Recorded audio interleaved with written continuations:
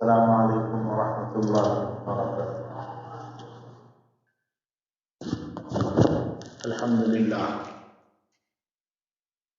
الحمد للہ کفا وسلام علی عبادہ الذین اصطفى، اما بعد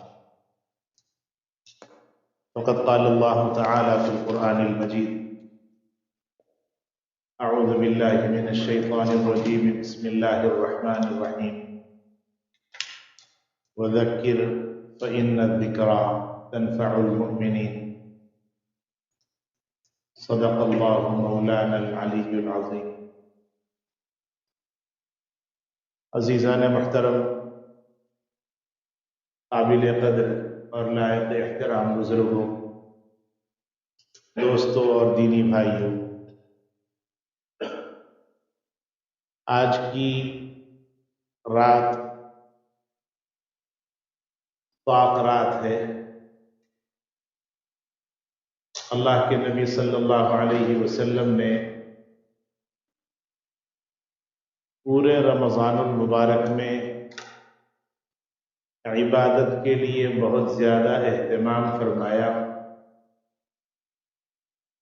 پھر رمضان المبارک کے سب سے آخری عشرے میں اور زیادہ اہتمام فرمایا، اور اس سے بھی زیادہ خود اللہ کے نبی صلی اللہ علیہ وسلم نے پاک راتوں میں عبادت کر کے شب قدر کو خود بھی تلاش فرمایا اور اپنی امت کو بھی اس بات کی دعوت دی کہ شب قدر کو تلاش کرو، اس لیے کہ شب قدر میں عبادت کرنے والا اللہ کا مقرب ترین بندہ ہوتا ہے۔ آخری جو 5 راتیں ہوتی ہیں اس میں سے یہ ہماری تیسری رات ہے۔ شب قدر اللہ تعالی اپنے فضل سے اپنے مخصوص بندوں کو نصیب فرماتے ہیں۔ جس کو شب قدر میں عبادت کرنے کا موقع مل جائے وہ بہت زیادہ نصیب والا ہوتا ہے، اور اللہ تبارک و تعالی اس کو اپنا مقرب ترین بندہ بنا لیتے ہیں۔ جو موقع مل جائے عبادت کا، اس موقع کو غنیمت جاننا چاہیے، اس لیے کہ کون سا لمحہ اور کون سے لمحے کی عبادت اللہ کو پسند آ جائے اللہ کے علاوہ کوئی نہیں جانتے۔ اللہ تعالیٰ تو صرف بہانے تلاش کرتے ہیں بندوں کی مغفرت کے لیے، کہ کسی موقع سے بندے کی مغفرت ہو جائے، اللہ تعالیٰ کے پیش نظر یہ ہوتا ہے۔ قرآن مجید کی خطبہ مسنونہ کے بعد جو آیت کریمہ تلاوت کی گئی ہے اس میں اللہ تعالیٰ ارشاد فرماتے ہیں وذکر، اے نبی صلی اللہ علیہ وسلم آپ نصیحت کرتے رہیے۔ فإن الذکریٰ، اس لیے کہ نصیحت کرنا ایمان والوں کو نفع پہنچاتا ہے۔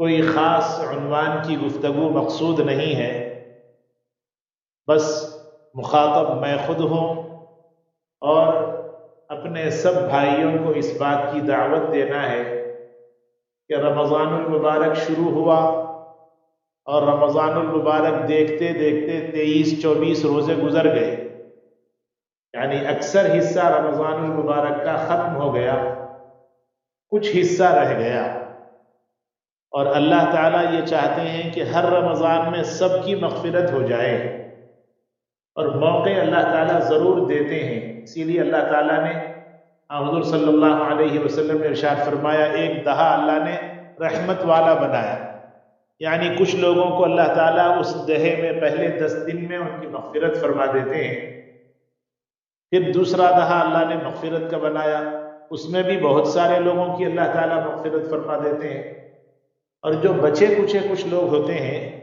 ان کی بھی مغفرت کے لیے رب ذوالجلال نے آخری دہے کا انتظام فرمایا، کہ آخری دہے میں اللہ تعالیٰ ہزاروں لاکھوں کروڑوں انسانوں کی مغفرت فرماتے ہیں، موقع غنیمت ہے کہ اللہ تعالیٰ نے جو موقع عطا فرمایا اس کو غنیمت جاننا چاہیے، کوئی لمحہ ہمارا ضائع ہونے نہ پائے۔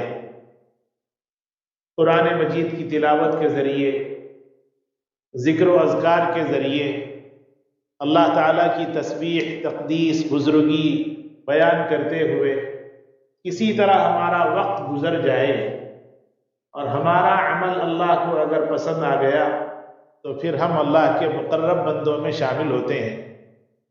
اہل اللہ نے کچھ کام کرنے کے بتائے ہیں جن کاموں کو مسلسل کرتے رہنے سے اللہ تعالیٰ کے مقرب بندوں میں اپنے آپ کو شامل کر سکتے ہیں۔ فرائض کا تو بہرحال اہتمام کرنا ہی کرنا ہے، جیسے نماز ہے، فرض ہے، اس میں کوئی کیٹیگری نہیں ہے، ہر شخص کے لیے اللہ تعالیٰ نے فرض فرمایا، ہر مسلمان عاقل بالغ پر رب ذوالجلال نے نماز فرض فرمائی ہے۔ گھر میں ہے تو بھی نماز ہے، سفر میں ہے تو بھی نماز ہے، مقام پر ہے تو بھی نماز ہے، بیماری میں ہے تو بھی نماز ہے، بہت زیادہ الجھنوں میں ہے تو بھی نماز ہے، اور بہت زیادہ راحت اور آرام خوشحالی میں ہے اس پر بھی اللہ تعالیٰ نے نماز فرض فرمائی ہے۔ تو نماز کے لیے تو ہر شخص پابند ہے۔ فرائض کے اہتمام کے بعد کچھ اہم کام کرنے ہیں جس کی برکت سے اور جس کے کرنے سے اللہ تعالیٰ اپنے مقرب بندوں میں شامل فرماتے ہیں۔ اس میں سے پہلا کام ہے روزانہ قرآن مجید کی تلاوت کی عادت ڈال لینا چاہیے۔ قرآن اللہ کا کلام ہے، قرآن عربی لفظ ہے جس کے معنی ہیں سب سے زیادہ پڑھی جانے والی کتاب۔ یہ المیہ ہی ہے اور یہ افسوس ہی کی بات ہے کہ جس کا ترجمہ سب سے زیادہ پڑھی جانے والی کتاب ہے وہ ہم لوگ پڑھنے کے لیے وقت ہی نہیں نکالتے۔ رمضان میں کسی کو توفیق ہو گئی، ورنہ قرآن مجید کے بارے میں ہمارا خیال یہ ہے کہ یہ مخصوص موقع سے پڑھنے کے لیے رکھا گیا۔ نتیجہ یہ ہے کہ ہم میں سے کتنے لوگ ایسے ہیں جنہوں نے پوری زندگی میں ایک مرتبہ بھی قرآن مجید کو مکمل نہیں کیا۔ اور یاد رکھیں قرآن وہ کتاب ہے جس کے ذریعے اللہ تعالیٰ عزت بھی عطا فرماتے ہیں، اور قرآن مجید کے ذریعے اللہ تعالیٰ ذلیل اور رسوا بھی فرماتے ہیں۔ حدیث شریف میں ہے اللہ کے نبی صلی اللہ علیہ وسلم نے ارشاد فرمایا ان اللہ یرفع بهذا الكتاب اقواما وَيَضَعُ بِهِ آخَرِينَ او كما قال علیہ الصلاۃ والسلام، کہ اللہ تعالیٰ قرآن مجید کے ذریعے بہت سارے لوگوں کو معزز فرماتے ہیں۔ یہ تو سمجھ میں آ گیا کہ قرآن کے پڑھنے سے، قرآن پر عمل کرنے سے، قرآن سے تعلق رکھنے سے اللہ تعالیٰ عزت عطا فرماتے ہیں۔ اور فرمایا وَيَضَعُ بِهِ آخَرِينَ، اور کچھ لوگوں کو قرآن کریم کے ذریعے اللہ تعالیٰ رسوا فرماتے ہیں۔ کسی نے پوچھا اے اللہ کے نبی صلی اللہ علیہ وسلم قرآن کے ذریعے رسوائی کا کیا مطلب ہے؟ حضور صلی اللہ علیہ وسلم نے ارشاد فرمایا قرآن اتارا گیا تاکہ اس کو پڑھا جائے۔ اب اگر کوئی قرآن کو نہیں پڑھتا یا قرآن سے اپنا تعلق قائم نہیں کرتا یا قرآن کے لیے وقت نہیں ہے اس کے پاس، تو پھر قرآن ان لوگوں کی ذلت اور رسوائی کا سبب ہوگا۔ اس لیے قرآن مجید کو پڑھنا چاہیے، جتنا زیادہ پڑھیں گے ہمارا ہی فائدہ ہے۔ ایک حرف پر کم از کم 10 نیکیوں کا اللہ تعالیٰ نے وعدہ فرمایا۔ کوئی شخص ایک سوئی کے ساتھ روزانہ 10-20 منٹ قرآن مجید کی تلاوت کر لے، ہزاروں نیکیاں وہ حاصل کر سکتا ہے۔ ہم لوگ جابز کے لیے، دنیاوی فائدوں کے لیے ہر وہ کام کرتے ہیں جن کاموں کو کرنا آسان نہیں ہوتا۔ کیوں کرتے ہیں؟ اس لیے کہ اس میں ظاہر میں فائدے دکھائی دیتے ہیں۔ قرآن مجید میں اللہ تعالیٰ نے فائدے رکھے ہیں ہر حرف کے اوپر، اور اس کی مثال دے کر فرمایا الف لام میم، فرمایا یہ 3 حرف ہیں۔ یہ الف لام میم ایک حرف نہیں ہے بلکہ فرمایا 3 حرف ہیں، اور 3 حرف پر اللہ تعالیٰ 30 نیکیاں عطا فرماتے ہیں۔ اس لیے قرآن مجید کی عادت ڈال لینا چاہیے۔ آج سے 20-25 سال پہلے کے حالات کا اگر آپ جائزہ لیں، اس وقت میں یہ ماحول تھا۔ جب سے یہ تعلیمی ترقی ہو گئی، وسائل سورسز بڑھ گئے، اسباب بڑھ گئے، چیزیں بہت ساری آسانی سے ملنے لگیں، ہم نے قرآن مجید کو پس پشت ڈال دیا اور قرآن کی طرف ہماری توجہ نہیں رہی۔ میں تو اپنے دوستوں سے کہتا ہوں کہ قرآن کو الفاظ کے ساتھ بھی پڑھیے اور قرآن کو معنوں کے ساتھ بھی پڑھیے، اس لیے کہ قرآن کو معنوں کے ساتھ اگر آپ پڑھیں گے اللہ تعالیٰ نے کیا فرمایا ہے اور اللہ تعالیٰ کیا فرماتے ہیں اور اللہ کیا چاہتے ہیں، پہلے کیا ہو گیا، کیا چل رہا ہے اور کیا ہونے والا ہے، وہ سارا نظام اللہ تعالیٰ نے قرآن مجید میں بیان فرما دیا۔ بعض باتوں کو اشاروں سے بیان فرمایا اور بعض باتوں کو اللہ تعالیٰ نے وضاحت کے ساتھ بیان فرمایا۔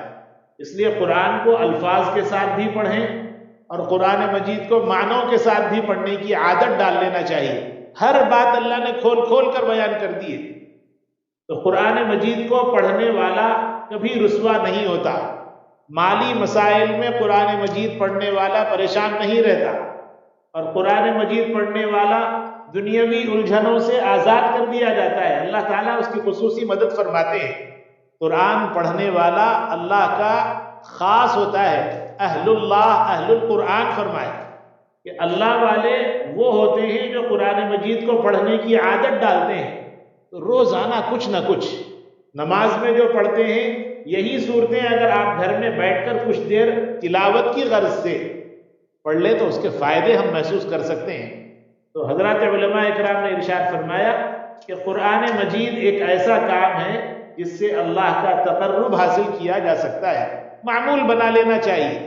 کوئی کام ہم لوگ آگے پیچھے نہیں کرتے، اسی وجہ سے صبح میں دیر سے اٹھے تو ہم ریسٹ روم کو نہ جائیں ایسا نہیں ہوتا، وہ تو جاتے ہی جاتے ہیں، دیر سے اٹھنے کے باوجود واش روم کو جاتے ہیں، ضرورت سے فارغ ہوتے ہیں، دیر سے اٹھنے کی وجہ سے ناشتہ نہیں چھوڑتے، جلدی جلدی ناشتہ بھی کر لیتے ہیں۔ مگر قرآن ایسا ہے جس کو ہم لوگ ہفتہ 10 دن میں ایک مرتبہ نہیں پڑھتے، وقت ہی نہیں ہے ہمارے پاس، اور قرآن مجید کی طرف ہماری توجہ کم سے کم تر ہو گئی۔ اور یاد رکھیں اس امت کو اللہ تعالیٰ نے جو کلام عطا فرمایا وہ پورے کلاموں کا سردار ہے، توریت، زبور، انجیل، حضرت ابراہیم علیہ السلام کے صحیفے، حضرت موسیٰ علیہ السلام کے صحیفے، وہ ساری کتابیں قرآن مجید کے تحت ہیں۔ قرآن سب کا سردار ہے، اور قرآن مجید کو پڑھنے والا دنیا میں بھی کامیاب ہوتا ہے اور آخرت میں بھی کامیاب ہوتا ہے۔ اس لیے قرآن مجید کی تلاوت کا روزانہ کا معمول بنا لینا چاہیے۔ اور بزرگان دین نے فرمایا دوسرا کام روزانہ جو مسلسل کرنا ہے وہ ہے درود شریف کی کثرت۔ دیکھیے ہم سب اللہ کے نبی صلی اللہ علیہ وسلم کے نام لینے والے ہیں۔ حضور صلی اللہ علیہ وسلم کی مبارک امت میں اللہ نے پیدا فرمایا، یہ اللہ کا احسان ہے۔ حضور صلی اللہ علیہ وسلم سے تعلق اللہ تعالیٰ نے ہمارا یہ رکھا کہ وہ ہمارے آقا ہیں، ہم ان کے غلام اور ان کے امتی ہیں۔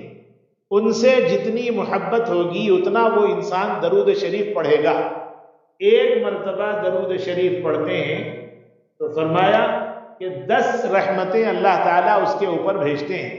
ایک اور حدیث میں ہے اللہ کے نبی صلی اللہ علیہ وسلم نے ارشاد فرمایا ایک مرتبہ کوئی درود شریف پڑھتا ہے تو 10 رحمتیں دی جاتی ہیں اور 10 گناہ بھی اس کے معاف کیے جاتے ہیں۔ اس لیے اللہ کے نبی صلی اللہ علیہ وسلم سے محبت کی یہ علامت ہے کہ ہم سرکار دو عالم صلی اللہ علیہ وسلم کا تذکرہ کریں، اور تذکرہ کیا ہے کہ ان کے لیے درود شریف پڑھیں۔ ان اللہ وملائکتہ یصلون علی النبی یا ایھا الذین آمنوا صلوا علیہ وسلموا تسلیما کے تحت حضرات علماء کرام نے لکھا ہے کہ درود شریف ایسی چیز ہے جس کو پڑھنے سے اللہ کا مقرب بندہ بن سکتا ہے، اور درود شریف پڑھنے والے کے لیے مسائل کو اللہ تعالی حل فرما دیتے ہیں۔ حضور صلی اللہ علیہ وسلم پر درود پڑھنا حضور اکرم صلی اللہ علیہ وسلم سے محبت کی علامت ہے، اور حضور اکرم صلی اللہ علیہ وسلم سے محبت کرنے والا کل قیامت کے دن حضور صلی اللہ علیہ وسلم کی شفاعت کا بھی مستحق ہوگا، اور حضور اکرم صلی اللہ علیہ وسلم کے خاص بندوں میں اس کا شمار ہوگا۔ اور درود شریف کے لیے پاکی شرط نہیں ہے۔ یہ الگ بات ہے کہ ادب ہے درود شریف کا کہ پاکی کی حالت میں پڑھنا چاہیے، مگر ناپاکی کی حالت میں بغیر وضو کے بھی اگر پڑھتے ہیں پڑھنے کی اجازت ہے۔ کوئی خاص کیفیت میں بیٹھ کر پڑھنا یہ بھی نہیں ہے، فرمایا بیٹھ کر پڑھ سکتے ہیں، لیٹ کر پڑھ سکتے ہیں، جاب پہ پڑھ سکتے ہیں، ڈرائیو کرتے ہوئے پڑھ سکتے ہیں، چلتے ٹہلتے پھرتے ہر حال میں پڑھ سکتے ہیں۔ اور ہم نے تو تجربہ کیا ہے الحمدللہ، اللہ کے نبی صلی اللہ علیہ وسلم کا اگر دیدار کرنے کا شوق ہے، اشتیاق ہے، آپ معمول بنا لیجئے، انشاءاللہ کسی دن رب ذوالجلال مہربان ہو جائیں گے اور رسول اکرم صلی اللہ علیہ وسلم کا دیدار بھی نصیب ہوگا۔ اس لیے درود شریف کی عادت ڈالیں، مسلسل پڑھتے رہیں۔ کوئی پریشانی آ گئی، عربوں کو آپ نے دیکھا ہوگا، دو لوگ آپس میں لڑتے ہیں تو لڑائی کو ختم کرنے کے لیے کہا جاتا ہے صلی علی محمد، کہ اللہ کے نبی صلی اللہ علیہ وسلم پر درود پڑھو، اور درود شریف کی برکت سے انسان نرم ہو جاتا ہے۔ درود شریف کے پڑھنے کی برکت سے اس کے حالات کو اللہ تعالیٰ درست فرما دیتے ہیں۔ اس لیے درود شریف کی عادت ڈالنا چاہیے۔ کتنی رحمتیں اللہ کی طرف سے، ایک آدمی روزانہ 100 مرتبہ، 200 مرتبہ، 300 مرتبہ آسانی سے پڑھ سکتا ہے، ٹہلتے ہوئے، چلتے ہوئے، پھرتے ہوئے، لیٹے ہوئے، بیٹھے ہوئے، جاب کے اوپر یا گھر کے اندر، ہر حالت میں پڑھ سکتا ہے۔ تو گھر میں رہتے ہوئے یا کوئی اور کام کرتے ہوئے 100، 200، 500 مرتبہ اگر پڑھتے ہیں تو اللہ تعالیٰ ایک مرتبہ کے لیے 10 مرتبہ رحمت بھیجتے ہیں۔ 500، 1000 مرتبہ اگر کوئی پڑھ لے، کتنی رحمت اللہ کی طرف سے ملے گی۔ اور یہ پوری دنیا کا نظام اللہ کی رحمت پر چل رہا ہے۔ اللہ تعالیٰ کا تو ضابطہ یہ ہے وَلَوْ يُؤَاخِذُ اللَّهُ النَّاسَ بِظُلْمِهِمْ مَا تَرَكَ عَلَيْهَا مِن دَابَّةٍ وَلَكِن يُؤَخِّرُهُمْ إِلَىٰ أَجَلٍ مُّسَمًّى۔ اللہ کا تو ضابطہ یہ ہے، پکڑنے پر آئیں تو ہر دن پوری دنیا کو ختم فرما دے۔ اللہ کے لیے کوئی مشکل نہیں، اگر اللہ مہربان ہے، اللہ اور مہربان ہے اور مہربان ہے۔ اللہ فرماتے ہیں اس مہربانی کے عوض میں درود شریف کی عادت ڈالو، اور درود شریف کی برکت سے تمہارے حالات کو اللہ تعالیٰ درست فرما دیں گے۔ اس لیے درود شریف کا معمول بنائیں۔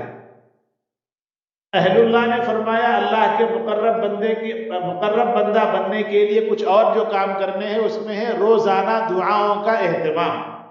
حدیث شریف میں ہے اللہ کے نبی صلی اللہ علیہ وسلم نے ارشاد فرمایا علیک الدعاء وعلی الاجابہ۔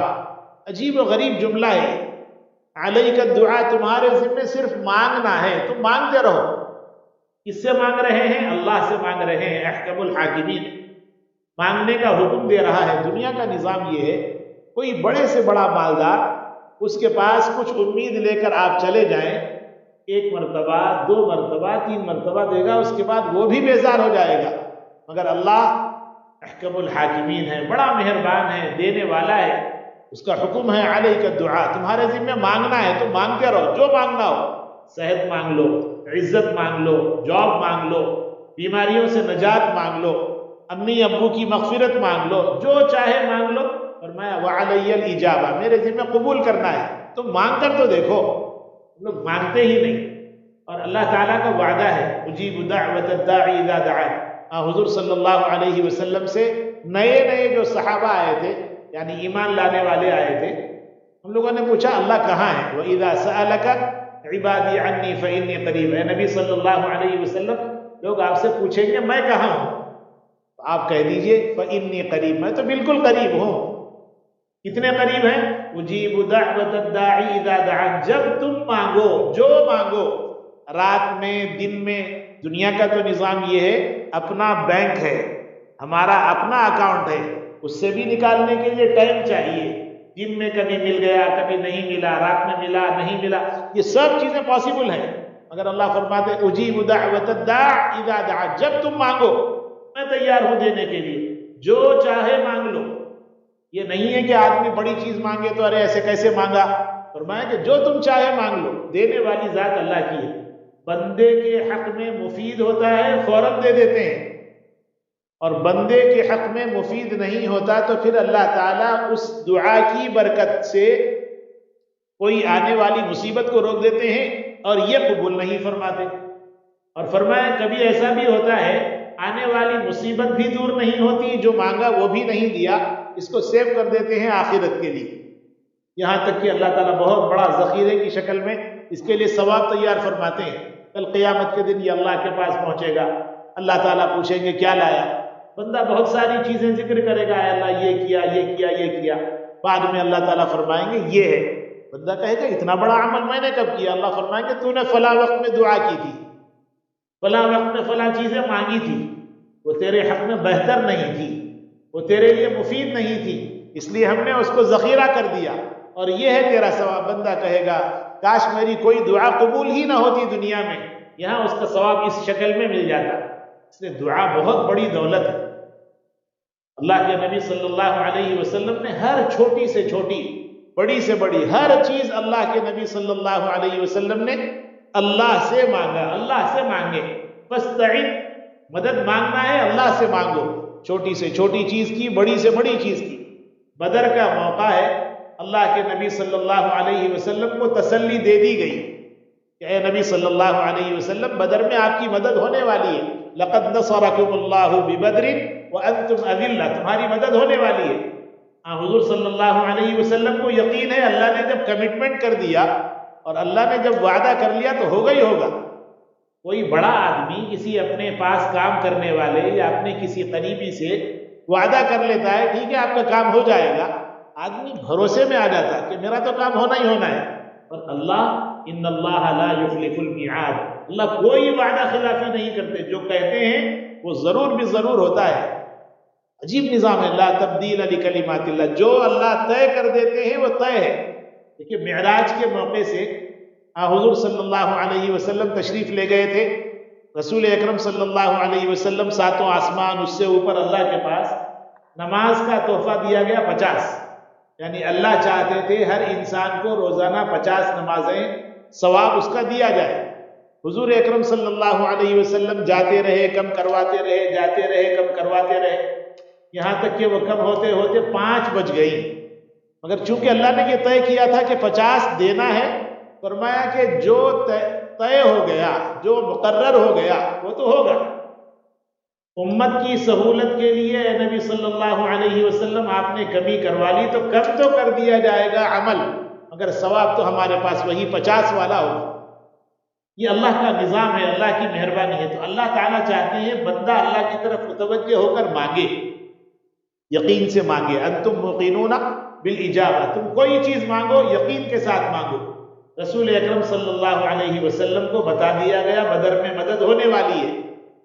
پھر بھی حضور اکرم صلی اللہ علیہ وسلم صحابہ کو مورچے پر لگا دیے اور صحابہ کو کام پر لگا دیے. خود ایک کونے میں اپنا رومال بچھا کر بیٹھ گئے اللہ کے سامنے مانگتے ہوئے، اے اللہ یہ چھوٹی سی ٹکڑی ہے اس کو بچا لیجئے، یہ بچیں گے ان کے ذریعے اللہ دین پوری دنیا کے اندر پھیلے گا، اور اے اللہ اس کی حفاظت کرنا آپ کے لیے آسان ہے، آپ جو چاہتے ہیں وہ ہوتا ہے، اور اے اللہ آپ اس ٹکڑی کی مدد فرمائیے. حضور اکرم صلی اللہ علیہ وسلم دعا میں مسلسل مصروف ہیں. سیدنا صدیق اکبر رضی اللہ تعالیٰ عنہ قریب آئے، دیکھا حضور اکرم صلی اللہ علیہ وسلم دعا میں مصروف ہیں.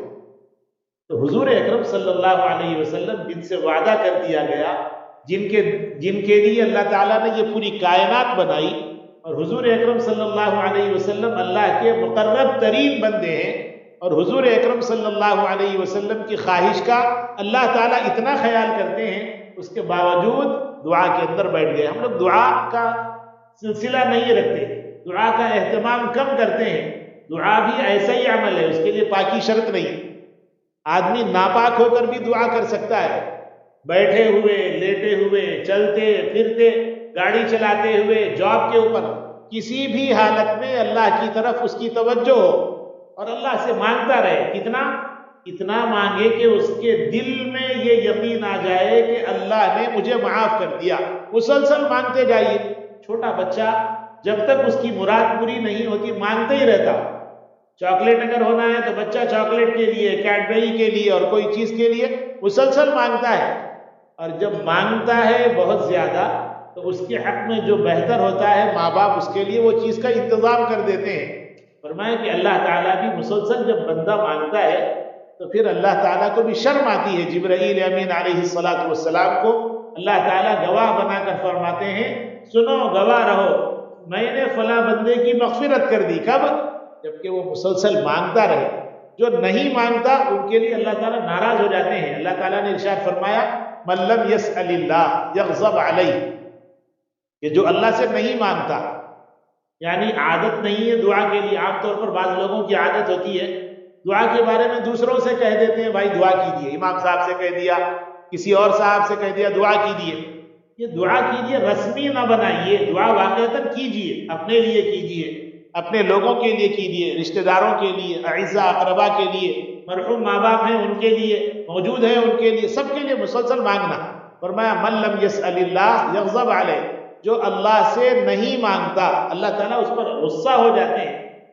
اور قرآن کریم میں اللہ تعالیٰ نے ایک جگہ ارشاد فرمایا ربکم ادعونی استجب لکم، تمہارے رب کا یہ اعلان ہے، اناؤنسمنٹ ہے اللہ کی طرف سے کہ تمہارا کام ہے مانگنا، تم مانگتے جاؤ. اور اللہ فرماتے استجب لکم، میں تمہاری دعائیں قبول کروں گا. ان الذین یستکبرون عن عبادتی سیدخلون جہنم داخرین، جو مجھ سے نہیں مانگتے، فرمایا کہ اللہ تعالیٰ ان کو جہنم کے اندر داخل فرما دیتے ہیں. کون نہیں مانگتا؟ جس کے اندر کبر ہے، جس کے اندر بڑائی ہے، جس کے اندر تکبر ہوتا ہے وہ نہیں مانگتا. جس میں عاجزی ہے وہ مسلسل مانگتا ہے. خاص موقع ہوتے ہیں جس میں دعائیں قبول ہوتی ہیں. جمعے کا دن ہوتا ہے، خاص موقع ہے، تہجد کا وقت ہے. اب تو رمضان کا موقع ہے، سحر میں اٹھنا ہی اٹھنا ہے، 5 منٹ کے لیے اللہ کے سامنے ہاتھ پھیلا لینا چاہیے. افطار کا موقع ہوتا ہے، بہت خاص موقع ہے. افطار کے وقت میں رسول اکرم صلی اللہ علیہ وسلم نے ارشاد فرمایا ہر دن افطار کے وقت میں ایک دعا ضرور قبول ہوتی ہے بندے کی، مگر اس وقت میں کھانے کی فکر، پینے کی فکر، چیزوں کی فکر، اسباب کی فکر، سورسز کی فکر، ان فکروں کے اندر پورا ہمارا وقت ضائع ہو جاتا ہے. اور دعا میں الا ماشاء اللہ کوئی بیٹھ گیا، ورنہ دعا کی طرف توجہ نہیں ہوتی. فرمایا کہ الدعاء مخ العبادہ، دعا عبادت کا مغز ہے. ایک سیب ہے، ایک آم ہے، ایک سیتا پھل ہے، اس کے اوپر کا جو چھلکا ہے وہ اندر کے مغز کی حفاظت کے لیے، چھلکا اصل مقصود نہیں ہے، وہ تو اندر کا جو مغز ہے اس کی حفاظت کے لیے. فرمایا یہ جو عبادتیں اللہ ہم سے کرواتے ہیں یہ تو وہ چھلکے کے لیے ہیں، ورنہ اصل اللہ کیا چاہتے ہیں؟ اللہ تو دعا قبول کرنا چاہتے ہیں، اللہ دینا چاہتے ہیں. الدعاء مخ العبادہ. ایک اور جگہ فرمایا لیس شیء اکرم علی اللہ من الدعاء، او کما قال علیہ الصلوۃ والسلام، اللہ کے پاس دعا سے زیادہ محترم کوئی چیز نہیں ہے، اس لیے دعا کرنا چاہیے. تو گویا یہ 3 کام ہیں جس کے ذریعے انسان اللہ کا مقرب ترین بندہ بن سکتا ہے. قرآن مجید کی تلاوت کا روزانہ کا معمول. اور یاد رکھیں دینی باتیں جو ہم لوگ سنتے ہیں کسی مسجد میں، کسی بیان میں، کسی اجتماع میں، یہ باتیں اپنے حد تک نہیں، اپنے گھر والوں تک پہنچانے کی عادت ڈالنا چاہیے. اکیلے دیندار بنیں گے مزہ نہیں ہے، اپنے ساتھ اپنی فیملی کے لوگ بھی دیندار بن جائیں، یہ اصل کمال کی بات ہے. اور کب ہوگا یہ اسی وقت میں ہو سکتا ہے جب ہم جو باتیں سنتے ہیں یہ باتیں اپنے گھر والوں تک پہنچانے کی عادت ڈالیں. تو روزانہ قرآن مجید کی تلاوت، درود شریف کی کثرت مسلسل معمول بنائیں، اور ساتھ میں دعاؤں کا اہتمام. یہ 2-3 کام جب بندہ کرتا ہے فرائض کے ساتھ ساتھ تو پھر اللہ اس کی طرف متوجہ ہوتے ہیں اور اللہ اس کے ہو جاتے ہیں. من کان للہ کان اللہ لہ، جو اللہ کا ہوتا ہے اللہ اس کے ہو جاتے ہیں. اور یاد رکھیں بندے کے لیے جب اللہ ہو جاتے ہیں تو اس کے دنیا کے بھی کام اور اس کے آخرت کے بھی کام اللہ تعالیٰ آسان کر دیتے ہیں. اس لیے اللہ تعالیٰ سے تعلق قائم کرنے کے لیے یہ کام کرنے کا معمول بنانا چاہیے. حق تعالیٰ جل شانہ سے دعا ہے اللہ اپنے فضل سے ہم سب کو عمل کی توفیق نصیب فرمائے، اور شب قدر کی تلاش میں جو اعمال ہم سے ہو رہے ہیں مولا اپنے فضل سے اس کو قبول فرمائے، ہم سب کو شب قدر نصیب فرمائے. وآخر دعوانا ان الحمد للہ رب العالمین. الحمد للہ رب العالمین. اللہم صل علی سیدنا و مولانا وعلى آل سيدنا وبارك وسلم. ربنا آتنا في الدنيا حسنة وفي الآخرة حسنة وقنا عذاب النار. اے اللہ اپنے فضل سے ہم سب کے گناہوں کو معاف فرمائیے، خطاؤں سے درگزر فرمائیے، سیئات و حسنات سے مبدل فرمائیے. اے اکرم الاکرمین کرم کا معاملہ فرمائیے. اے ارحم الراحمین رحم کا معاملہ فرمائیے. اے ستار العیوب عیبوں کے چھپانے والے میرے اللہ ہم سب کے عیبوں کو اپنے فضل سے چھپا دیجیے. اے غفار الذنوب گناہوں کو معاف کرنے والے، آپ کی عزت کی، آپ کے جلال کی، آپ کی کرسی کی، آپ کے علو و مرتبت ہونے کی آپ کے علو شان ہونے کی قسم میرے اللہ، آپ کے علاوہ کوئی معاف کرنے والا نہیں ہے، اے اللہ معاف فرما دیجیے، میرے اللہ معاف فرما دیجیے، اے میرے اللہ، اللہ جی معاف فرما دیجیے، آپ کے علاوہ کوئی معاف کرنے والا نہیں ہے، اے اللہ 70 ماہوں سے زیادہ اے اللہ رحم کرنے والے، محبت کرنے والے ہیں، مثال دے کر آپ نے سمجھایا، اے اللہ ایک ماں اپنے بچے کے لیے اے اللہ کڑپ جاتی ہے، میرے مولا آپ کتنے مہربان ہیں، موقع پہ موقع دیتے ہیں، اے اللہ اپنا فضل فرما کر معاف فرما دیجیے، اے اللہ معاف فرما دیجیے، دنیا اور آخرت کی بھلائیاں مقدر فرمائیے، ہر بلا، ہر مصیبت، ہر بیماری، ہر آزمائش، ہر مشکل سے اللہ نجات عطا فرمائیے، ظاہری، باطنی، روحانی، جسمانی سارے امراض سے اللہ ہم سب کی پوری امت مسلمہ کی حفاظت فرمائیے، ان کے والدین گزر گئے ان کی مغفرت فرمائیے، ان کے درجات کو بلند فرمائیے، بال بال مغفرت فرما کر جنت الفردوس میں اعلیٰ مقام نصیب فرمائیے، ان کے ماں باپ موجود ہیں ان کی عمروں میں صحت سلامتی عافیت کے ساتھ برکت نصیب فرمائیے، جو مقروض ہیں ان کے قرضوں کی ادائیگی کے غیر سے انتظام فرمائیے، جو پریشان حال ہیں ان کی پریشانیوں کو دور فرمائیے، جو بے چین ہیں ان کو چین نصیب فرمائیے، جو سکون کی تلاش میں ہے میرے مولا ان کو سکون نصیب فرما دیجیے، پوری دنیا میں اسلام کا بول بالا فرما دیجیے، ہم سب کو ہماری نسلوں کو دینی خدمات کے لیے قبول فرما لیجیے، اے اللہ شب قدر ہم میں سے ہر ایک کو نصیب فرما دیجیے، اے اللہ شب قدر ہم میں سے ہر ایک کو نصیب فرما دیجیے، جو کچھ مانگا ہے وہ عطا فرمائیے، جو کچھ مانگنے سے رہ گیا وہ بھی عطا فرمائیے، اپنے فضل سے رسول اکرم صلی اللہ علیہ وسلم کے صدقہ و طفیل میں ہماری ٹوٹی پھوٹی دعاؤں کو قبول فرما لیجیے، ربنا تقبل منا انك انت السميع العليم وتب علينا انك انت التواب الرحيم، سبحان ربك رب العزة عما يصفون وسلام على المرسلين والحمد لله رب العالمين.